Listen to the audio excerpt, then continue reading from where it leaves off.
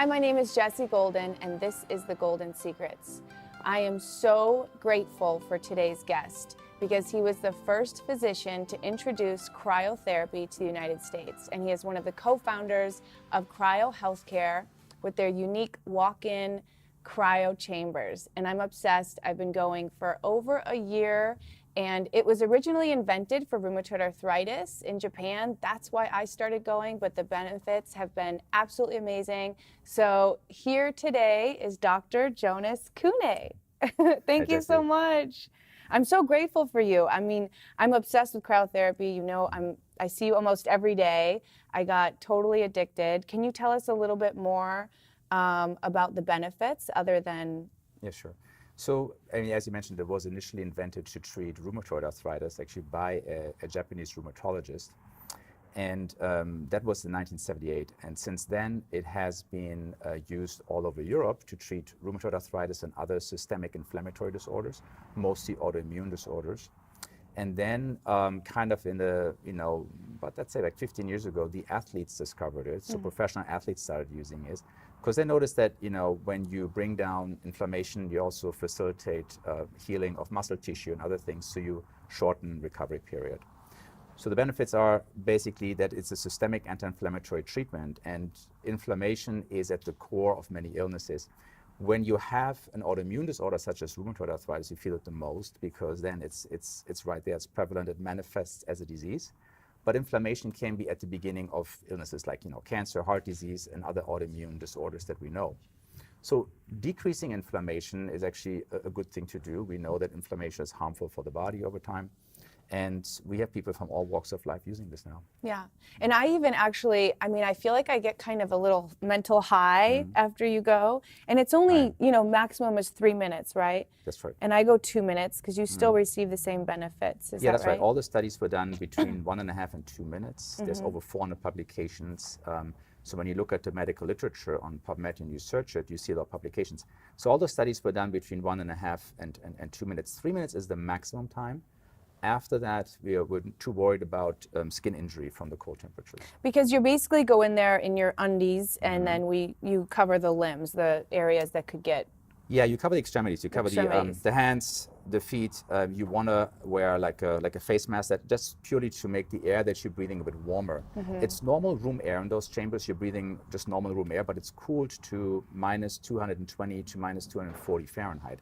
So you want to protect, things that don't have adequate blood supply in that scenario. Like the ears and stuff. Oh, yeah. Yeah, yeah. When I first went, I did actually get nervous. I've never been claustrophobic, and I hate being cold. Right. So the fact that I'm obsessed with cryotherapy is absolutely insane to me right now. But the benefits and how I feel, and like you said, it breaks the inflammation down.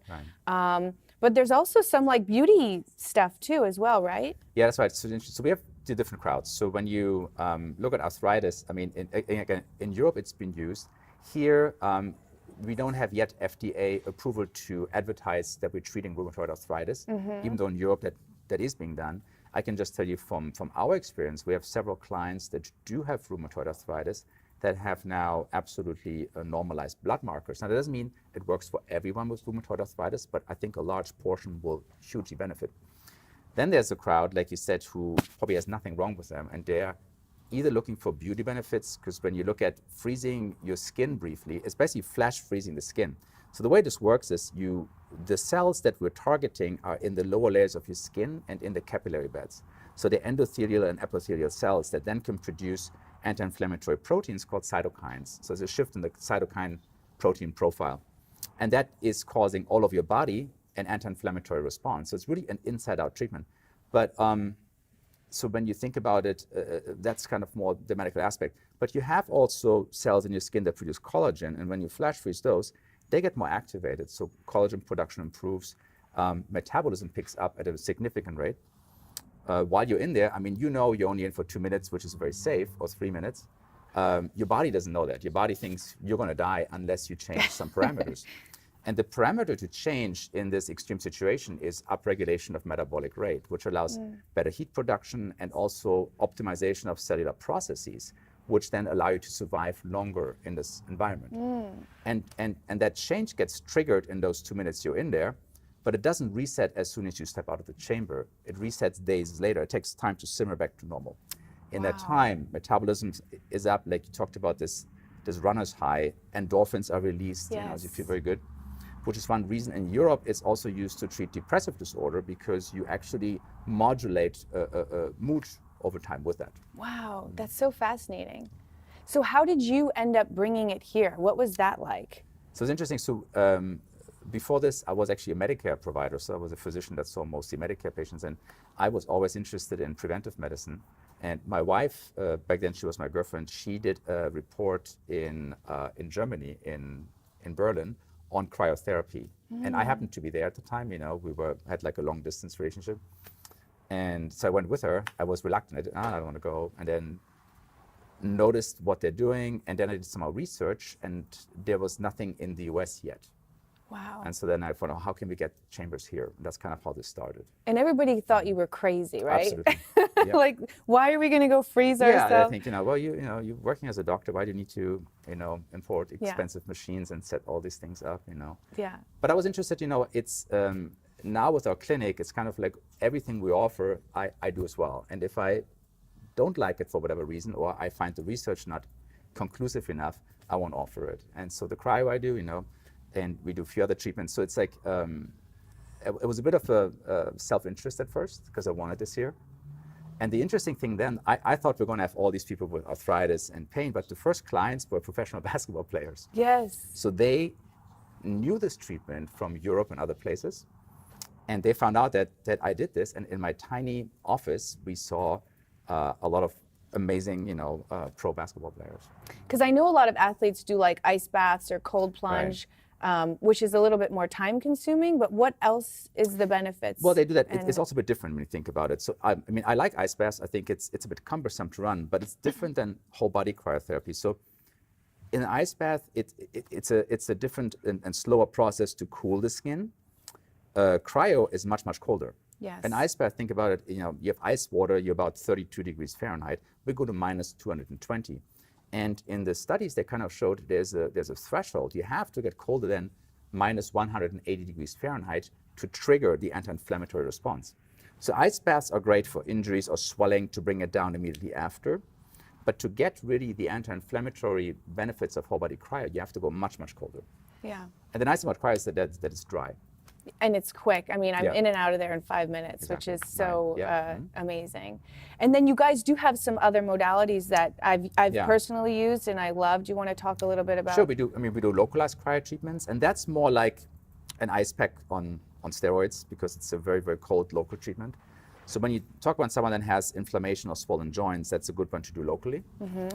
We do cryofacials with that, so that's a bit more of a beauty treatment we do with that as well, where we flash freeze the skin of the face briefly. And then we do injections. We do injections of B12, different vitamins. We do glutathione injections. And we just recently started high-dose vitamin C. Yes. I don't like many other modalities or many other IVs, but you know, I do like the high-dose vitamin C. Again, something that I do, and you know, my family does as well. So I see benefits in that. So we're very specific about what we allow, you know, to be in our menu.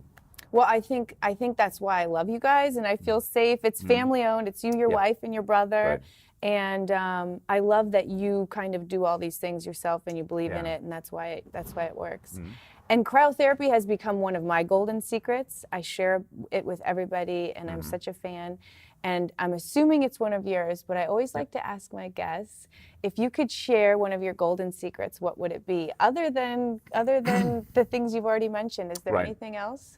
So in terms of how things develop, I think the main thing is no excuses. You know, I think my main thing, I strongly believe in this no excuses. When you talked about the initial difficulties of setting this up, and it's easy to say along the way, this gets too difficult. Yes. And you see it even, you know, before I started medical school. I went to med school at UCLA, and in undergrad, you had a bunch of people that wanted to go to medical school, and then many dropped out, not because they weren't smart enough at all, but they made excuses, you know. Oh, I didn't go to get a good grade here. Teacher didn't like me. This happened, you know. And I think anything that, when things become difficult, it's easy to get out of it by making excuses. So I think the main rule, I think, is don't make excuses. If you want to do something, stick to it. I love that. That's a great golden secret. Thank you so much. I'm so grateful, you. and I will see you at Cryo. Absolutely.